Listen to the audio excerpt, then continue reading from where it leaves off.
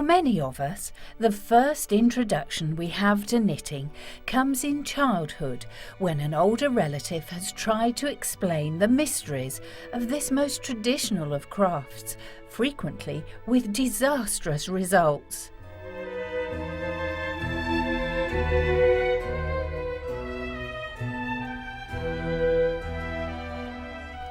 If, when you think of knitting, an unravelled mess of dropped stitches springs to mind, then this programme will definitely set you straight, because knitting truly is becoming an art form for the 21st century and beyond.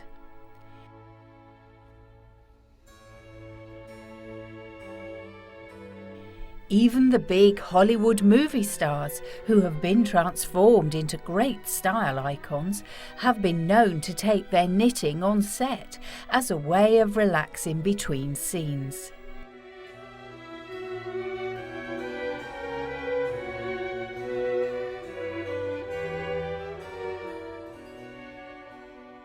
So prepare to put all your preconceptions on hold while we celebrate the art of knitting, and we'll guarantee you'll be amazed at what can be achieved with a pair of knitting needles and a ball of yarn in a very short space of time.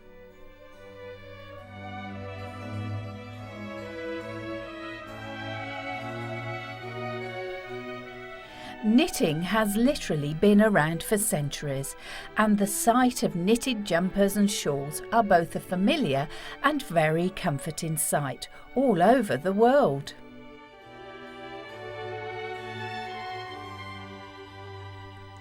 Although it's impossible to pinpoint the exact date of when the first stitches were cast on, there are many examples of ancient knitting, as it would appear that almost every civilization had its own form of the craft. Over the years, knitting has grown in popularity, progressing from humble origins as a basic means of clothing production to a treasured pastime that has been handed down through the generations. And what's even better news is the fact that learning to knit costs very little money and can be carried with you wherever you go. A person who knits will never find themselves at a loose end, if you'll pardon the pun, because they'll always have a knitting project of some description on the go, and usually be carrying it with them.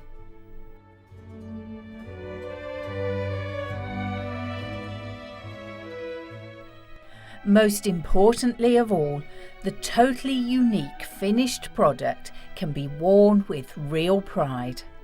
There's a wonderful sense of satisfaction to be had from making your own clothing, and you can also save a great deal of money, as professionally knitted garments will invariably be very expensive indeed.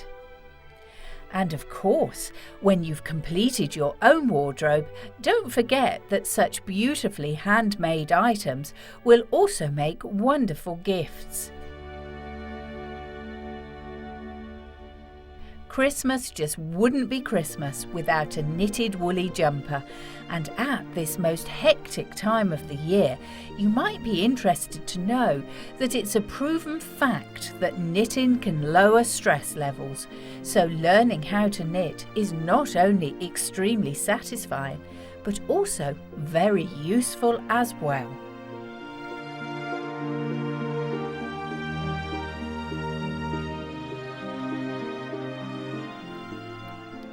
There was a time, and not so very long ago, when all little girls were taught to knit, and even in schools up until the 1970s, it was considered an important part of home economics. As needlecraft, woodwork and cookery transformed into textiles, resistant materials and food technology, knitting was lost in the mist of time, along with skills like preparing a proper meal from scratch.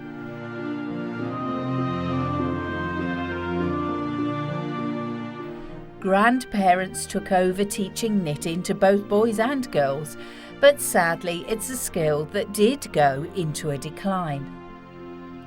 As this trend is rapidly being reversed now, Unfortunately, there are fewer people who can knit to pass on the skills. If you have a knitter in the family, then all is well, but if not, this introduction to knitting will get you started, and in this case, practice really will make perfect.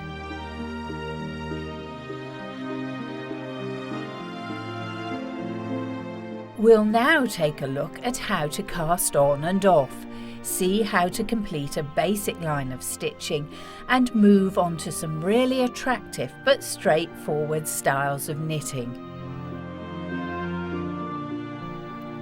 The skills demonstrated in the next 60 minutes will give you the confidence to try this wonderfully traditional craft for yourself, and who knows where it might lead you.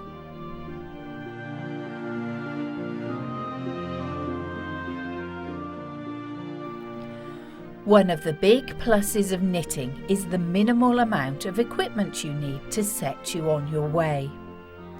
The only essentials are a pair of knitting needles and a few balls of yarn, and the rest is down to you. Nevertheless, when you first walk into a shop that sells knitting supplies, you'll be amazed at the variation in needles and yarn. We'll start with the knitting needles, and to begin with, it's best to buy a simple pair of single point needles. These are made of wood, metal, plastic or glass, and as the name suggests, they're only pointed at one end and have a stopper at the other to ensure that the stitches don't slip off. The quality can vary, however, even the very best needles should cost you no more than a few pounds. Try handling a pair of knitting needles and choose the ones that feel most comfortable for you. Knitting needles come in a daunting array of sizes, but when you find out how the system works, it really isn't as confusing as it might seem. When you follow a pattern, in most cases it will give you a needle size to use, but the most common sizes vary from 2mm, known as a size 14, up to about 10mm, which is a size 000 needle. When you're getting started, it's best to use a 6.5mm size 3 needle, which will give you a nice large stitch and make it easy for you to see what you're doing. The different sized needles are used to control the tension of the knitting, referring to the number of stitches per inch, these days in metric about a 3cm area. For example, the bigger sized 000 needles may produce only 4 lines of stitching, while size 14 needles might make 12. What this means in the most basic terms is that using bigger needles will make your knitting grow more quickly, but the stitches will be much looser, which is fine for lacy decorative effects. However, if you want a warmer garment with a close-knit finish, you'll need to go at a steadier rate with smaller needles.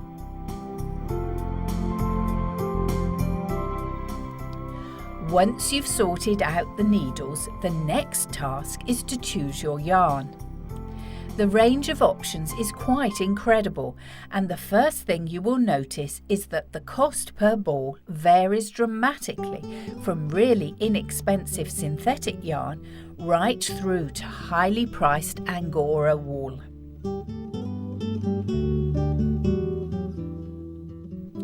To begin with, it's best to use the yarn suggested by your pattern, and on every label you'll usually find the range of needle sizes the yarn is suitable for.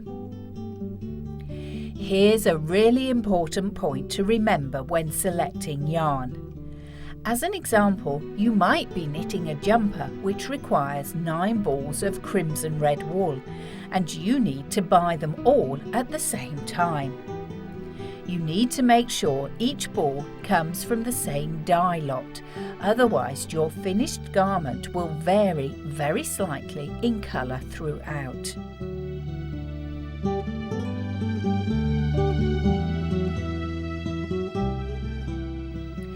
When you begin knitting, it's best to use a fairly plain and simple yarn until you get used to the stitches. One of the most popular yarns is sheep's wool because of its versatility, but synthetic wools are very useful too and much more economical.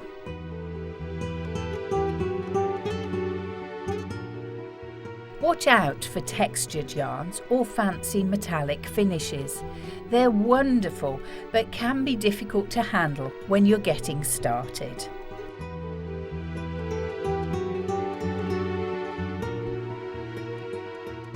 With your pattern, yarn and needles, you're ready to go. But darning needles, a sharp pair of scissors, a ruler, knitting markers and some pins will prove useful, along with a good bag to keep all your bits and pieces in. None of these items will break the bank and will certainly help you on your way.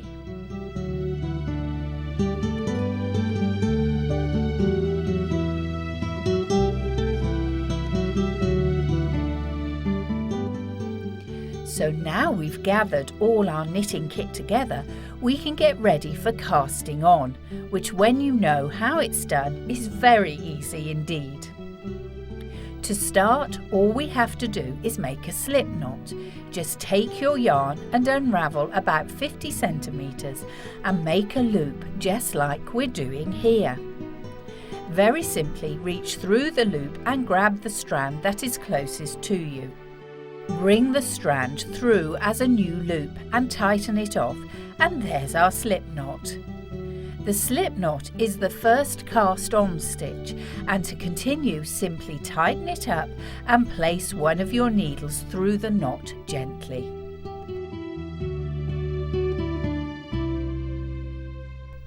Now we're ready to continue the rest of the casting on process, which is basically carrying on in the same vein to create as many stitches as required. We'll go through the next step quite slowly. However, once you've grasped the basic principle, you'll be able to put it into practice very quickly. As we explain the various techniques in knitting, we'll demonstrate right-handed because many people believe that even if you're left-handed, this is the easiest way to learn.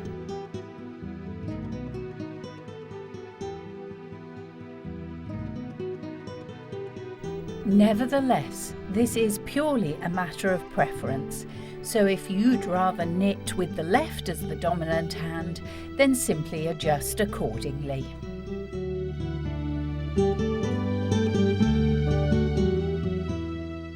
Hold the needle with the slip knot in your right hand. Tighten the right strand in that hand and wrap the left strand around your thumb like this. Now simply push the needle up through the loop on your thumb and then loop the right hand yarn over the needle. Insert your needle back through your thumb loop, remove your thumb and gently tighten up your new cast on stitch. Now all you have to do is keep repeating the process until you have the desired number of stitches. And as we're just practicing, about 20 stitches will be a good number to begin with.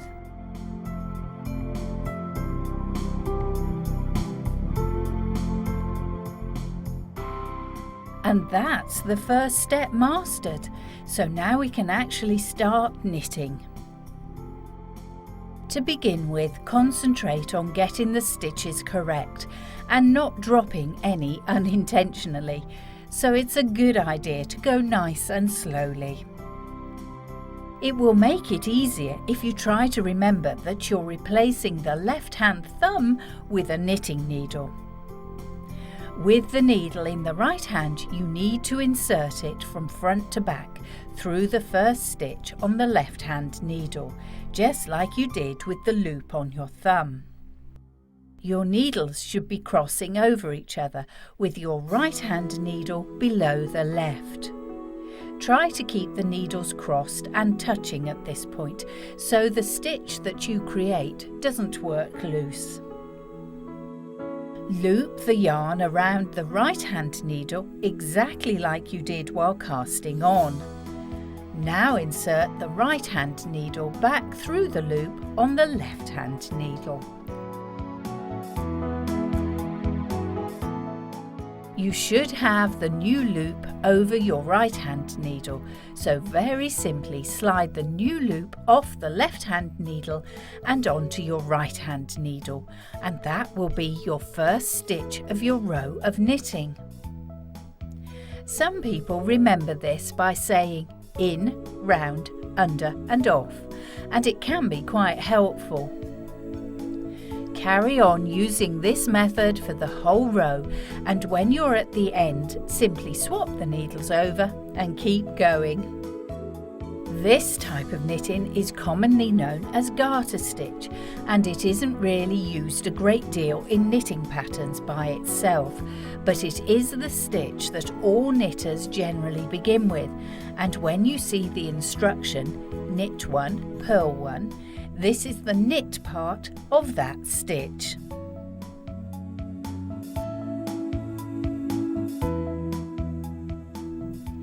After you've become confident producing rows of this knit stitch, it's time to turn our attention to its partner, the purl stitch. Before you start, it helps to mention that purl is the reverse of the knit stitch. Again, start with the stitches in your left hand and make sure that the yarn thread is now falling to the front. Insert the right needle from the back to the front of the first stitch to create an X. Keep the needles steady again so the knot stays nice and tight, and just like the knit stitch, we have to wrap the loose yarn around the right hand needle. The next stage is just the reverse of the hooking stage of the knit stitch, as you take the right hand needle back through the loop on the left needle. Now gently slide the stitch off, and that's all there is to it. You've just completed a purl stitch. You can continue to purl all along the row now, and simply swap needles over when you get to the end, just as you did with the knit stitch. If you carry on doing one row of knit and one row of purl throughout an entire garment, you'll be producing what's commonly known as stocking stitch, which is one of the most widely used types of knitting that's found in many different patterns.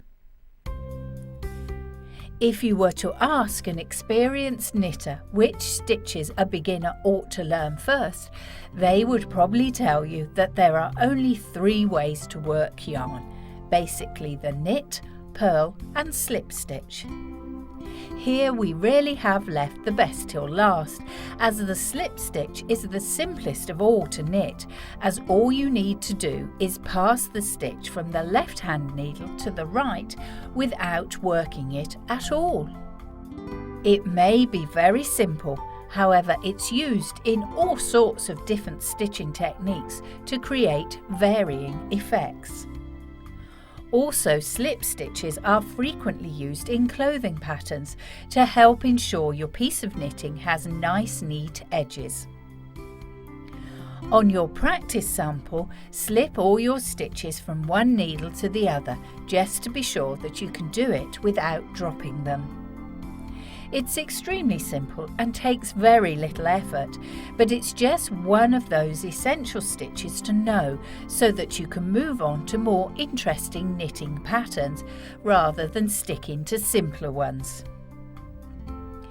Slipping stitches is very handy if you want to store some unfinished knitting for any period of time, and here we're actually using a stitch holder rather than a knitting needle to do this, so that none of the rows of knitting unravel when it's put away.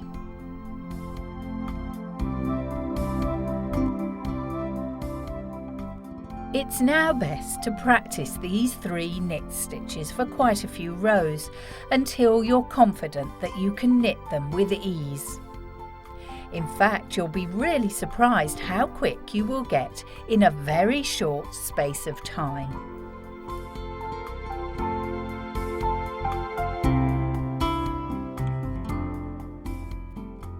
However, before we move on to the next stage and some more interesting stitches, there is still a basic skill that we need to learn, which is to cast off. If you don't get this right, unfortunately all your knitting will unravel when you take it off the needles, so watch carefully.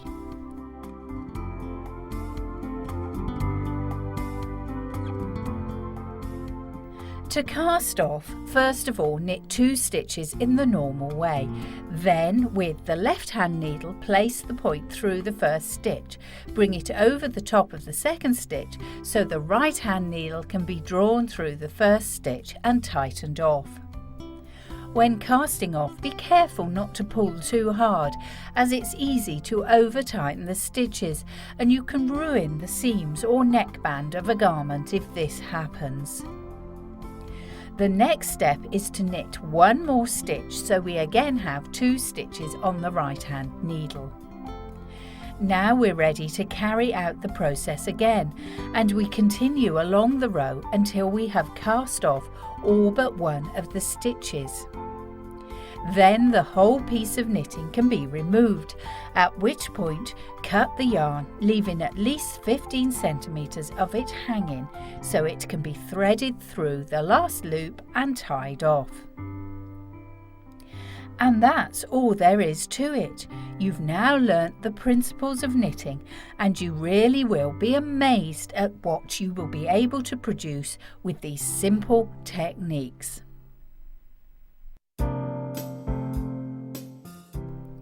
Now, when you start knitting, you do tend to think in terms of 2 needles, and suggesting 4 would sound horrendously complicated.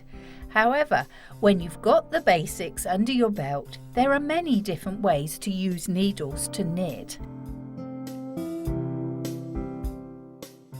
To begin with, we'll take a look at what is known as knitting in the round, a technique that can create seamless garments such as socks and hats. For this, you can use either double-pointed or circular needles, and again, there's a huge variety in your local knitting or craft shop. At first sight, it does look very advanced, however, it's not that much different to knitting with 2 needles.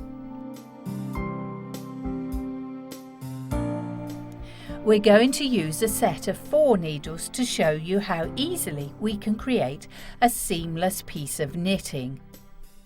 Cast on as you normally would. You can either place all your stitches onto one of the needles and then share them out between the other 2, or cast a third of the stitches onto each needle. The end result's the same, so just use whichever technique works best for you. However, do be careful and watch that your stitches don't become twisted where the needles join, because unfortunately it's quite easily done.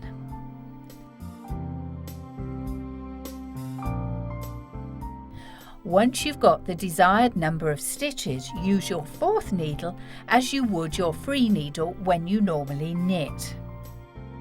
Each needle will therefore be used to knit off as you work your way around the line of stitches. Just remember when knitting in the round to be aware that the outside of the work is facing you at all times.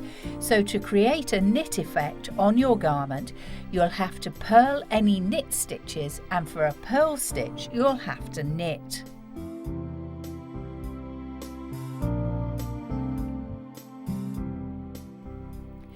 Most patterns for knitting in the round will explain this, and you'll soon get the hang of it. Just take a look at this really fine piece of knitting that was done in the round. It's absolutely beautiful and shows what you can achieve with this technique, and it has to be said, years of experience. We've come a long way in a surprisingly short space of time, so we can now move on to some different knitting stitches. When you first see some of the more complex looking patterns, they can seem a little daunting. However, as we already know, most simply use a combination of knit, purl and slip stitch to create some very attractive results.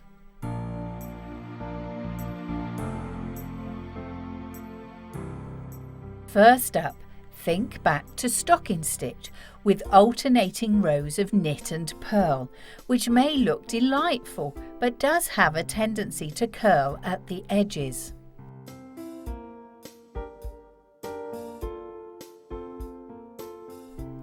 Consequently, it's not ideal if you want to make a scarf that really does need to hang straight. However, a stitch that people do use for scarves is the ribbing stitch. It's fairly similar to stocking stitch, but instead of working in rows, you work in columns. Working along, you knit one, purl one, knit one, purl one, alternating your stitches for each row of knitting. As you do this, just try to make sure that all your purl stitches are on top of each other so that they create columns, and this will give you a much neater result.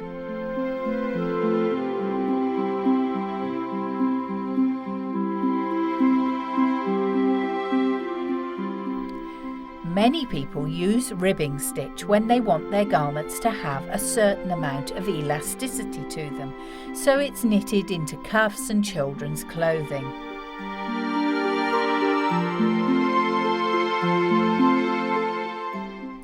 There are endless variations of the ribbing stitch. For example, you may want to work in clumps of 3 or 5. Try it for yourself. Purling 5, knitting 5, purling 5, knitting 5, and so on. This will create a really thick stitch that looks great on jumpers.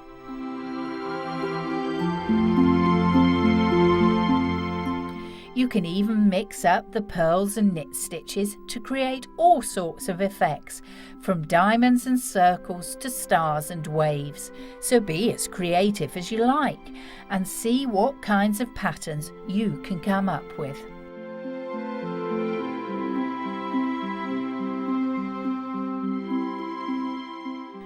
Now, before we race ahead of ourselves and move on to more stitches for your knitting repertoire, it's a good time to pause and take a closer look at knitting patterns, as most people get extremely confused when they're getting started.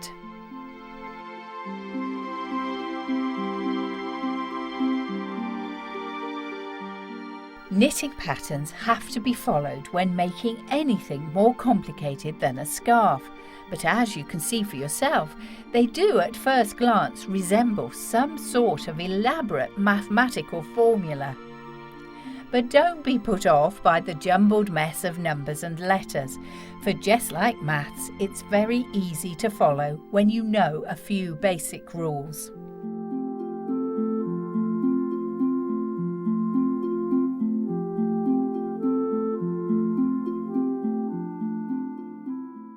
All you have to do is look for the abbreviations key, and you can quickly work out what all the letters and numbers stand for. We can see that K stands for knit and P stands for purl.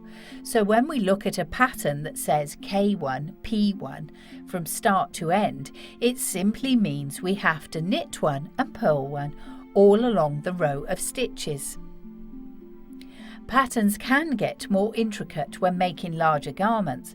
However, as long as you keep referring to the key and checking that you're following the pattern to the letter and the number, there's no reason why your knitting shouldn't look exactly like the picture.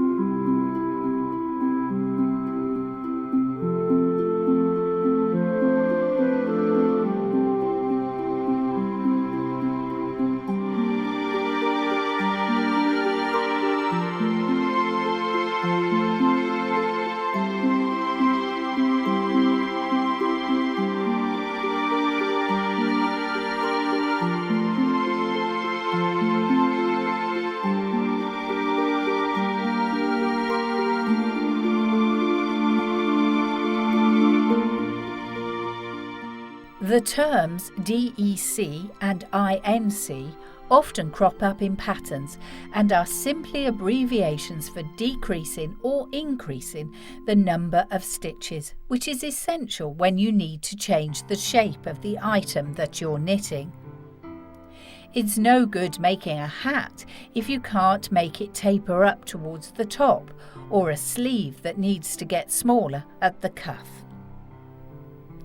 Firstly, we'll look at the process of decreasing, or in simpler language, taking stitches away from your row.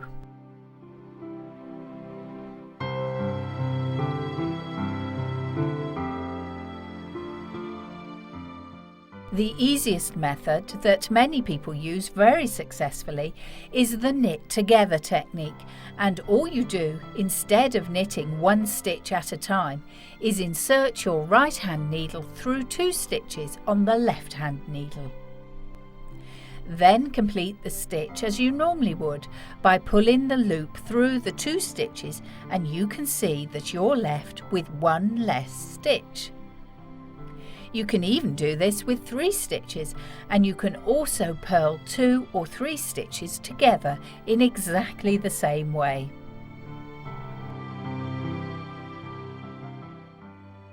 This technique, however, will slant your knitting to the right, and there will of course be times when you want to slant your knitting to the left. For this we use a very simple method called slip, knit, pass, and it really is just following these 3 already mastered techniques.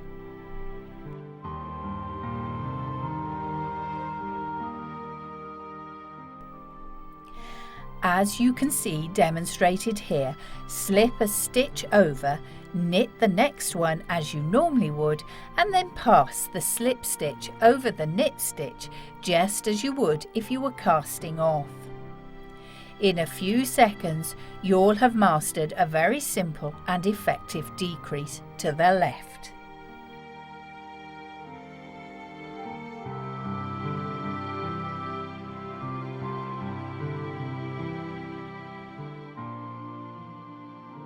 Now we can move on to the increase, which allows us to make extra stitches out of the garment so that we can widen our knitting when a pattern dictates.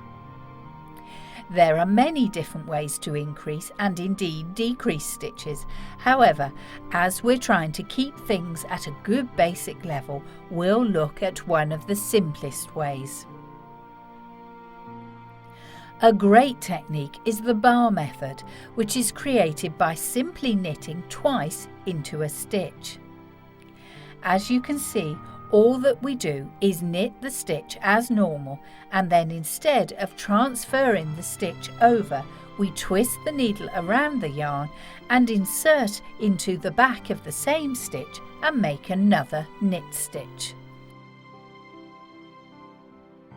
When we transfer the stitch over, there will be 2 stitches rather than 1 coming from the same loop. There are more invisible ways of making extra stitches, as the bar method may leave a very small hole. However, it's perfectly acceptable when you're learning to knit and want to quickly increase your stitches.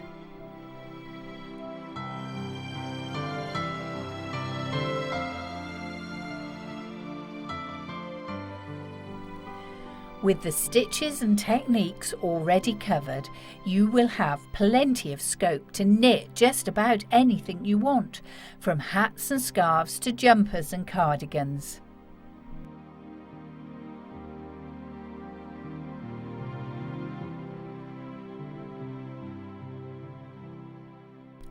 There will of course quickly come a time, however, when you want to start making even more complex designs, full of different embellishments and intricate needlework.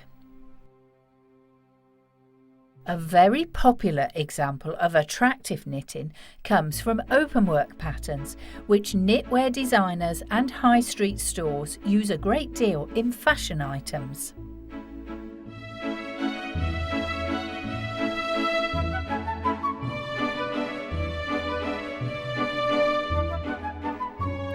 When you have a look in a pattern book, you'll often see the abbreviation YON, which stands for yarn over needle.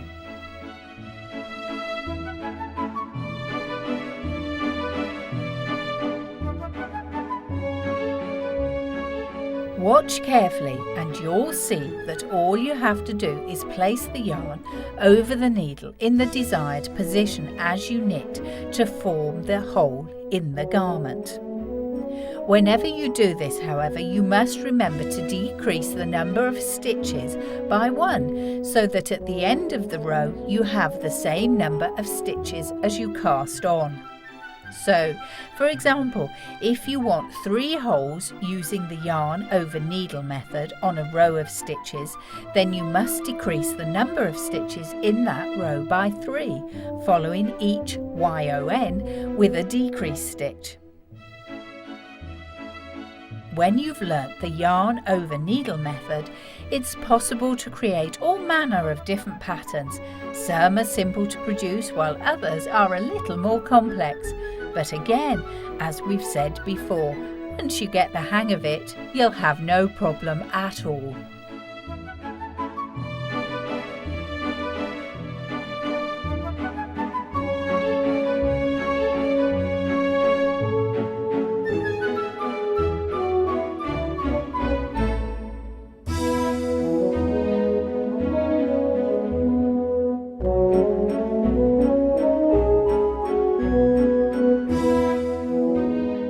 In knitting, practice really does make perfect, and the one thing knitting will very quickly give you is the taste for a challenge.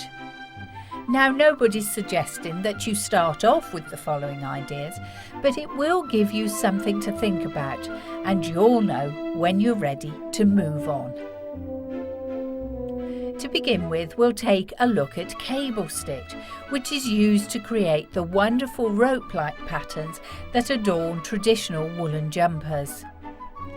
These old-styled patterns are starting to make a comeback and really help to give added interest to any garment that you produce.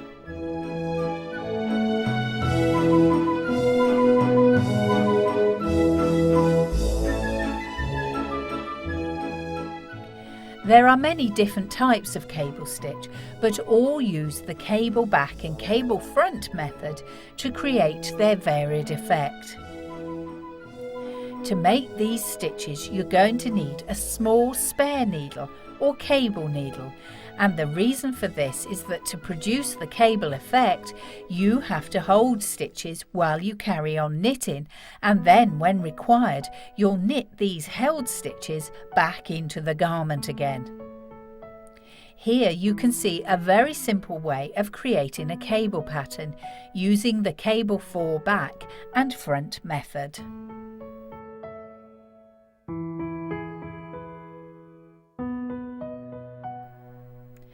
First of all, knit along the row until you get to the desired position. Then with your spare needle, slip 2 of the stitches onto the cable needle and move it to the front of the work like so. Carry on knitting 2 more stitches in the normal way and then knit across the 2 stitches that you were holding to the back. This will then produce a crisscross looking design as 2 stitches cross over the other 2.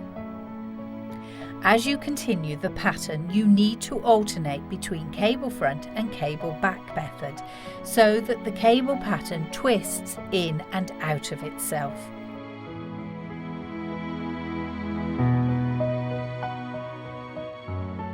Therefore, with the next row of stitches continuing the cable, you will find yourself holding the stitches to the back of your garment. Carry on alternating this technique, and as you see here, you'll quickly and effortlessly create a wonderful cable pattern that you could use for many garments.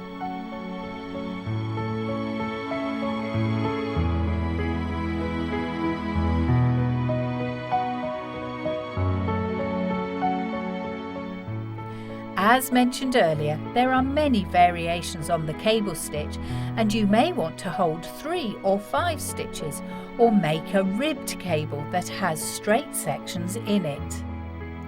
Whatever you do, crack the basic method first, and then the rest will follow with practice.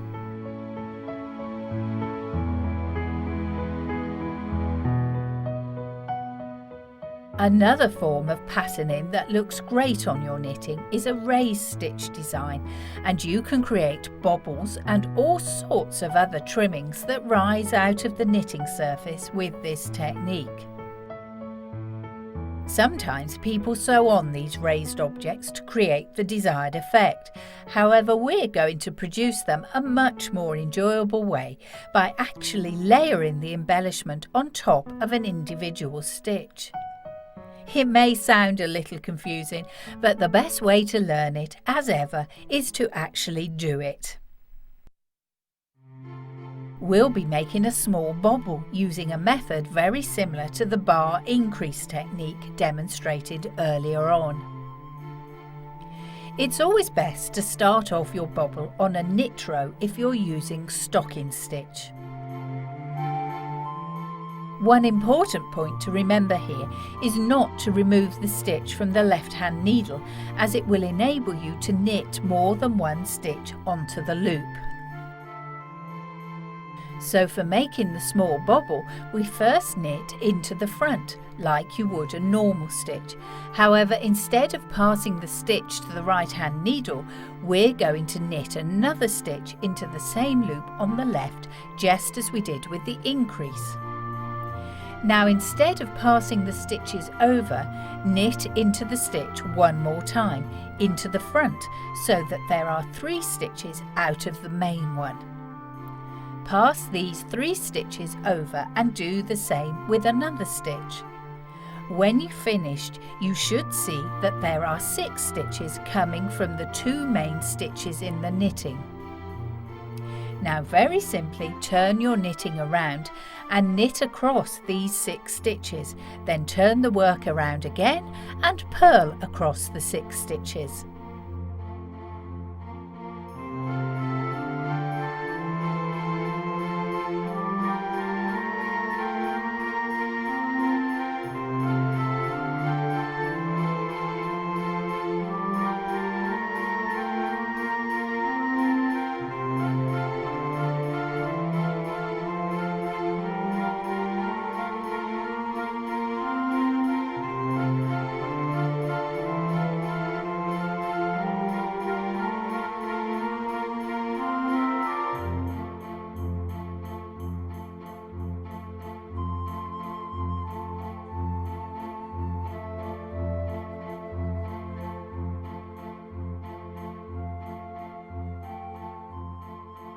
Carry on until you have 6 rows of stitches along and up, and you'll have created a 6 by 6 knitted embellishment on the 2 original stitches.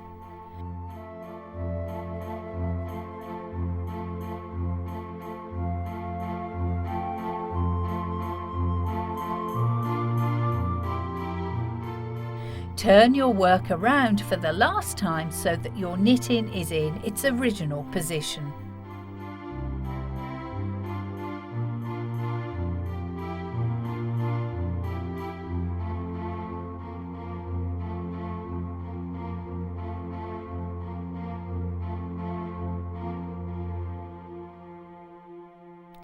All there is left to do now is to knit the bobble back into line with the rest of the garment.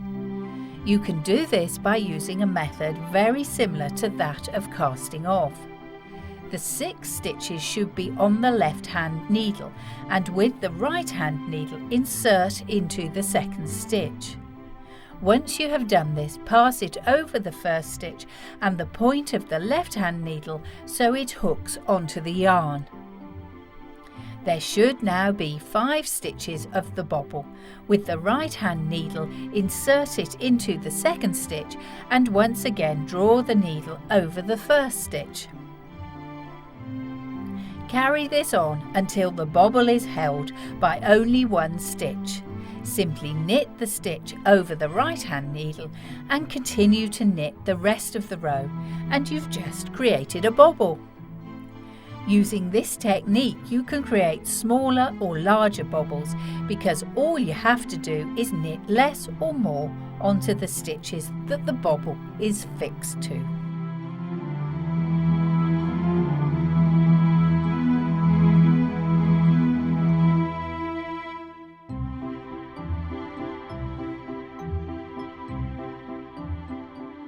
So far, we've concentrated on the knitting, stitching and various techniques, and to show this most clearly, we've stuck to one colour each time. But one of the greatest joys of knitting is using lots of different colours.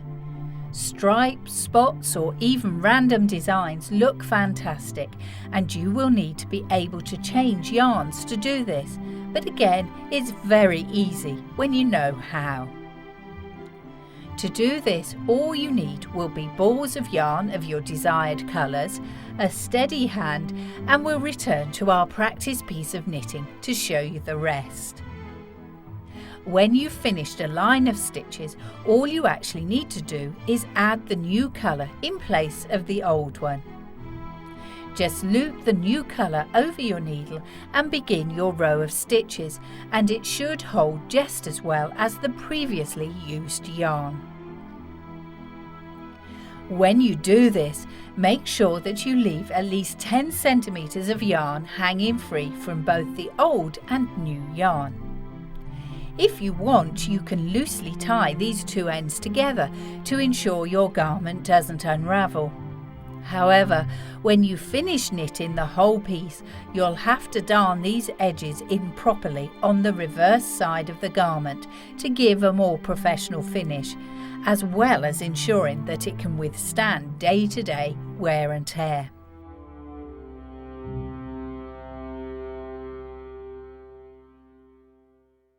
The technique of polka dots or any colour that doesn't start at the beginning of a row is much the same, and people make all manner of complicated looking designs with this method.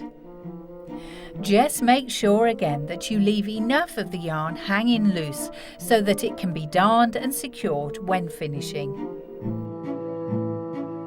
If you're knitting a patterned pair of gloves that seem to alternate colours on every other stitch, then if you have to keep cutting and darning the loose yarn, it really will take a very long time to finish off. Don't worry though, it's possible to simply keep the yarn attached if you're constantly changing, as long as you don't carry the yarn for more than 5 stitches horizontally or vertically. If you do, then the back will start to look very messy and you'll be in danger of getting all the bits tangled. As you can see, we're alternating colour every other stitch here by simply carrying the two colours over the stitches at the back, so we don't have to keep cutting the yarn. Knitting in colour is much simpler than it might at first seem if you remember not to get the yarns tangled, and always make sure you have enough free hanging yarn to darn it in safely when you're finishing off.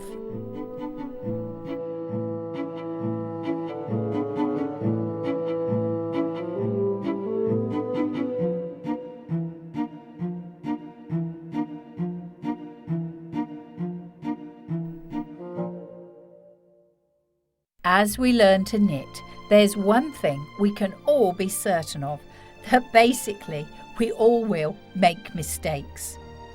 But this is really no cause for concern, because with a bit of know-how, most of the commonest faults are easily fixed. Unintentionally dropped stitches will probably be the problem you'll encounter most frequently, especially if you're using fancy yarns with lots of strands. A drop stitch is basically when you miss a stitch and it goes unknitted for that row, and if these are left they will unravel further and cause you all sorts of headaches.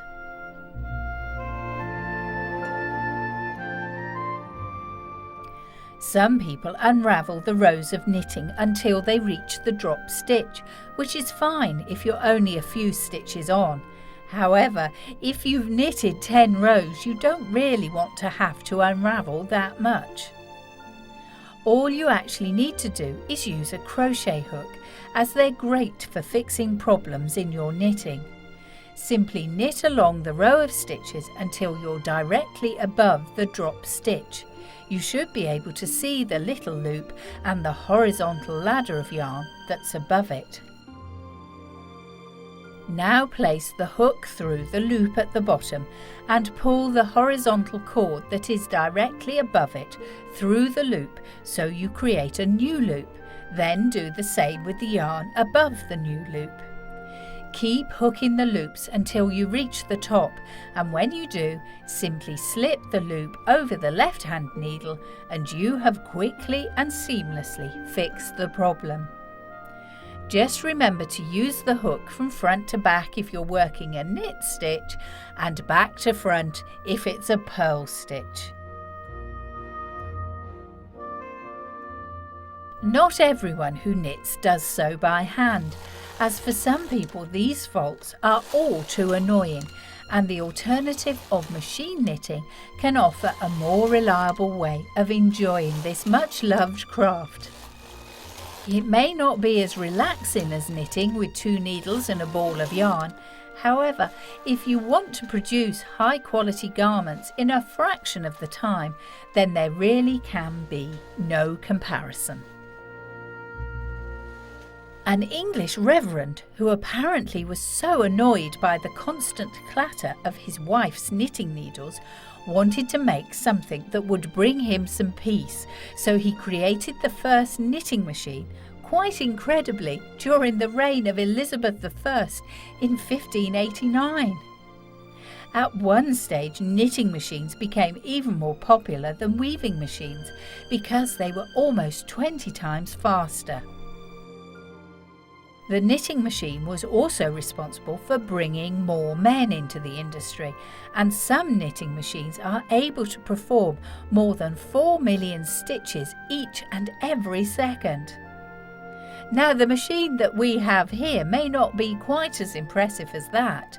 Nevertheless, it's still much speedier than hand knitting. There is a school of thought that believes these machines take much of the enjoyment out of the craft, but the old expression horses for courses certainly comes into play.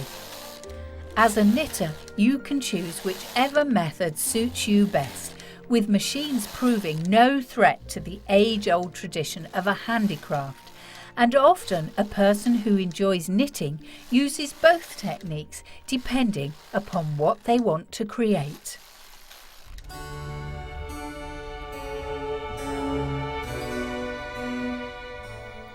And on that very positive note, sadly, our time enjoying the delights of knitting is at an end. However, we do hope that during the last hour you've learnt the necessary techniques to produce your own handmade garments, or at least picked up enough information to give this wonderful pastime a try. In this day and age of mass-produced items and goods, it's really refreshing to be able to make original items of clothing for yourself, family and friends.